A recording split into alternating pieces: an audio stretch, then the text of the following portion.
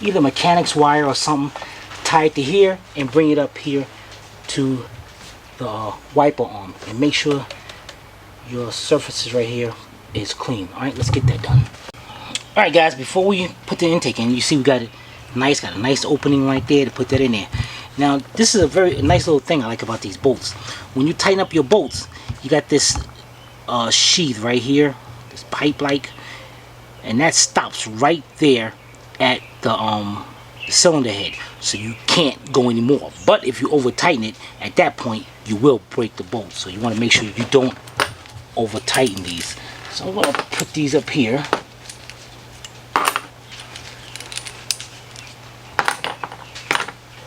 And of course, they're going to fall down into the engine and all. Alright, now let's get our intake.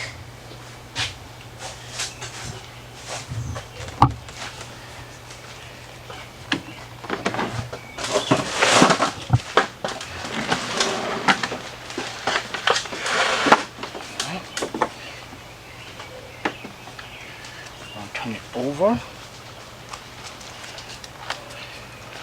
what I'm going to try to do here is hold up something in the back, because I don't want to slide it along the gasket and that gasket come out.